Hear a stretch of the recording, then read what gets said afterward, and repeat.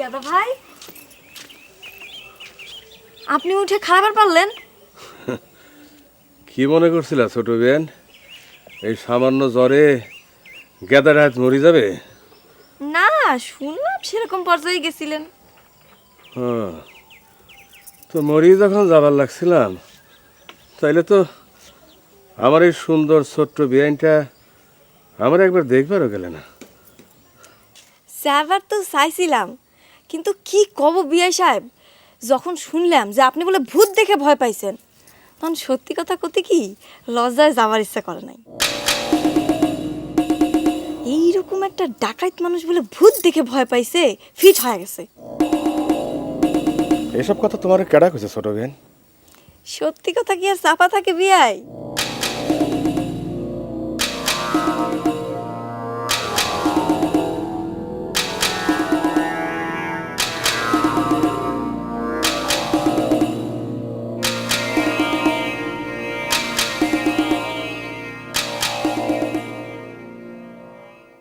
ওরে বুইরের লইগা বাজলাম উরুম,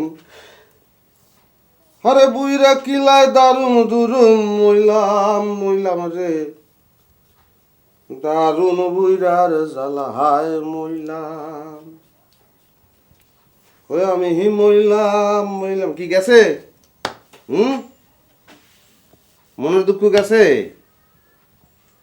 বেটা, প্রেমের লইগা চোখের পানি হালাই কোনো লাভ নাই, অতে খালি চোখে ঘা হয়ে যাবে শেষ পর্যন্ত, বুঝছো?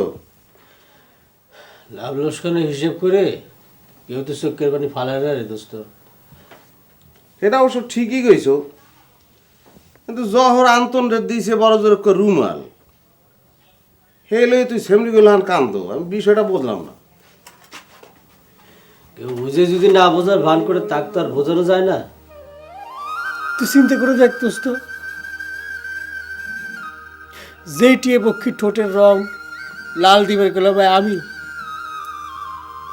আমার কথা মতো টিয়ে পক্ষীর ঠোঁটের রং লাল হল, সেই টিয়ে পক্ষী ওলা রোমাল চলে গেল আন্তনের হাতে। এরপর এই হিরোর জীবন আর কি থাকে ক?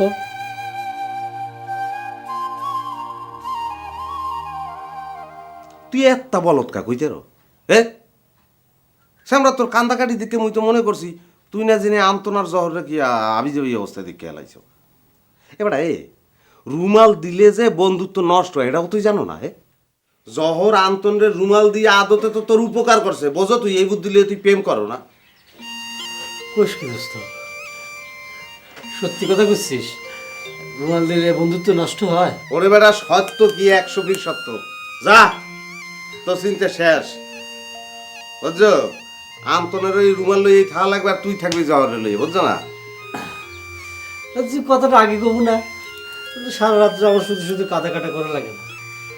এই দোস্ত তুই কোনে যাচ্ছিস রে? এই যে সাজ গাছ করে কোনে যাচ্ছিস রে? যাইতে আসি বেটা বাড়ি যাইতে ইচ্ছে করে না, কি করবো? ফুরুগবি চলে গেছে বেচারার, মন মেজাজ খারাপ, বোঝো না? একটু সান্ত্বনা দিতে হয় না? হ্যাঁ যা যা, সান্ত্বনা দিয়ে আয়। ওরে ডল ডল রূপে বহে বন্যা, ও কন্যা ডল ডল রূপে বহে পুয়াতি বউরা বাড়ি ছেড়ে চলে গেল। কি রাম আছে আল্লাহ জানে। আর এই রাম আমার কপালের লিখা, যে জীবনে একটা নাতি নাতনির মুখ দেখে যাব, তাও হইল না। আপনি কোনো চিন্তা করেন না খালাজি, মঞ্জুজন লগে গেছে ফুরুতন ঠিক মতোই পৌঁছে যাব। আরে বাপু, এমনই এক দজ্জাল মেয়ে মানুষ এসে উঠেছে যে সবকিছু একেবারে তছনছ করে ফেলাইলো।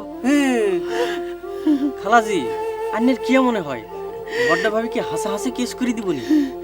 আমারে জিজ্ঞাসা করো কেন? যারে বড় ভাবি করতে চাও তার কাছে যে জিজ্ঞাসা করো গে।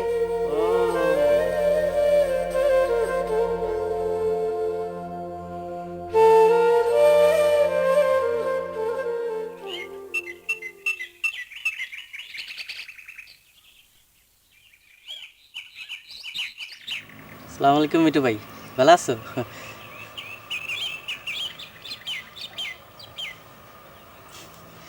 তোমার একখান কথা জিজ্ঞেতাম চাই, হাসা হাসা উত্তর দিবানি। তা তুমি করো, কোনো অসুবিধা নেই, হ্যাঁ কিন্তু তুমি আমাকে তুমি তুমি করে কথা কও কোন পছন্দ, হ্যাঁ? ও আমি কি তোমার চাইতে সম্মানে ছোট হ্যাঁ। নাকি বয়সে ছোট? হ্যাঁ ও আন্নে ব্যাগ কিছুতে বড় তাই মিয়া ভাই তোমারে তুমি তুমি কয় তো তাই আমিও কই হেলাইলাম আর কি। এই তুমি আর তোমার মেয়ে ভাই কি এক হইলে, হ্যাঁ? তোমার মেয়ে ভাই আমার ভগ্নিপতি হলেও বয়সে আমার চাইতে বড়ই হবে, ও সে আমাকে তুমি কইবেরই পারে। হ্যাঁ এ তোমার মতো একটা পুচকি ছাগল টুন্ডে তুমি কোন পছন্দে আমাকে তুমি তুমি করে কথা কও, হ্যাঁ? ও অন্ত না আন্নের ইজ্জত দি কথা কনের চেষ্টা করি গো। মিটু ভাই আন্নের একখান কথা জিগেতাম চাই। কও, কি জিজ্ঞেস করবে কও। মিটু ভাই ভাবি যে থানাত কেস করব, আসামি দিছে কারে কারে আন্নে জানেন নি? না রে ভাই, আমি কিছু জানি না, ও আর আমার বোন হয়েছে না আরেক পাগল, হুম। বুঝছে? ও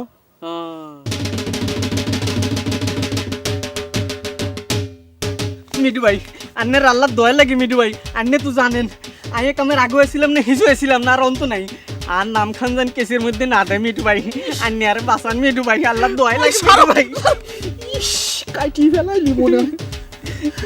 আচ্ছা ঠিক আছে, তুমি অত চিন্তা করে না, আমি চেষ্টা করবো না।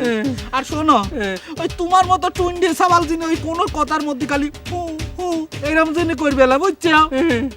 তাহলে তুমি আমার সাথে 16 কোটি খেলো, খেলো করছি, হ্যাঁ দাও চাল দাও।